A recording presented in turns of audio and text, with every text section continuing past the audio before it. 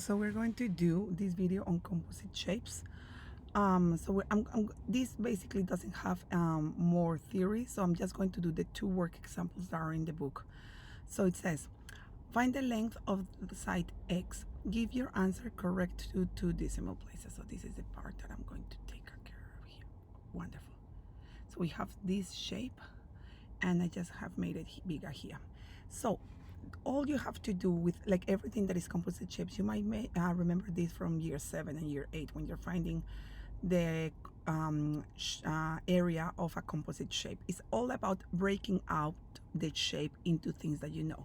So in this case, they want us to find this side, but you can see there is not much information that we can do it, but we can do something. Hopefully you will see this looks very much like a hypotenuse. So if I draw something here, a line that is perpendicular here. So if this one is perpendicular, means that here I will have another right angle triangle angle, and here another right angle. So now I have a right angle triangle, this one. Wonderful. So now with this information I can find X. What else do we know? So now we have to find the lengths that we don't know. So this one, hopefully you will be able to see that it has to be the same as this one, that is 4 centimeters. Now the other thing that we know is down the bottom here, this distance. What is this distance here? Some of you might be thinking, it's 10, but be careful, it's not 10, because 10 is the whole length. So what is the distance? The ones that I just put in pink. So hopefully you'll see it's 8 centimeters. So if this bit is 8 centimeters, that means that down here, if all of this is 10 and the pink one is 8, this bit here has to be 2 centimeters. And once you discover that, then it's the same thing that we have been doing all along. So let me just try to do it here. Sorry girls, I'm in my car waiting for Valentina to come out. So that's why it's not very straight, but hopefully it will work here. So 4 and then 2. Okay, so I know that I'm going to be finding the hypotenuse because it's the opposite to that right angle. So if I write my formula, C squared is equal to A squared plus B squared. Now if I sum in, then I will have X. Remember that I try to do all in one step in the calculator so to avoid mistakes. Then I'll have 4 squared plus 2 squared. Wonderful. So then I'm going to go into my calculator that is here. We go into scratchpad A. Beautiful. I have a clean page. If you don't remember the shortcut, that is menu B. You have watched this in another videos. And now I'm going to do a square root. So we go control here of 4 square plus 2 square, control enter, and then I get my answer. Now it says to 2 decimal places, so the third decimal place is at 2, remains at the 7 remains the same, so it's 4.47, and my units is centimeters, so X is going to be equal to 4.47 centimeters. Great, and that's my answer.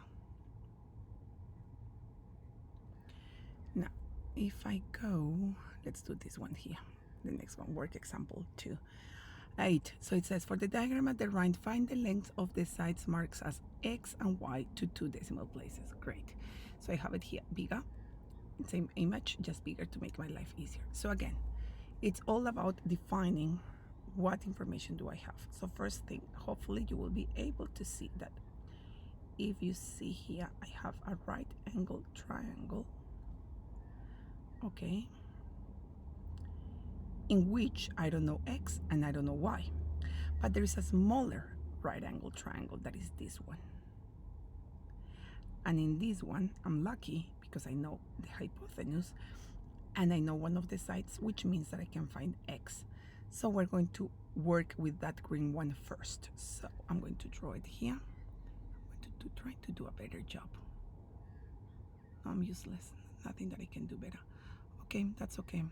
And then I have my hypotenuse is 6, this side is 2, and this one is X. So my formula is, because I'm going to find one of the sides, so I'm going to say that my formula is B squared it's equal to c squared, take away a squared. Okay, and then I'm going to write b is going to be, in this case, okay, because I'm subbing in already, so it's not b, I'm calling it x is equal to a square root of c squared, take away a squared.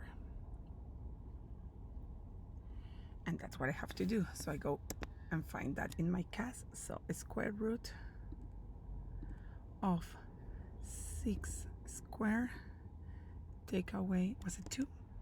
Yeah, 2 square. Which we know that is 4, but that's okay. We're just going to write like that. Control, Enter. Okay, here I have all this answer here. I'm not going to do anything with that. Okay, I have to find both sides. So I'm going to write it here, but notice what I'm going to do in the next step. So this one to 2 decimal places. So 6, 5, and then comes a 6, which means that this 5 is going to go up. So it's going to be 5.66. And I don't have any units. It's not saying that it's centimeters or anything, so I just have to leave it like that. That's x. Now, when I'm going to do y, that is the big one in yellow, I'm going to draw it here, bigger.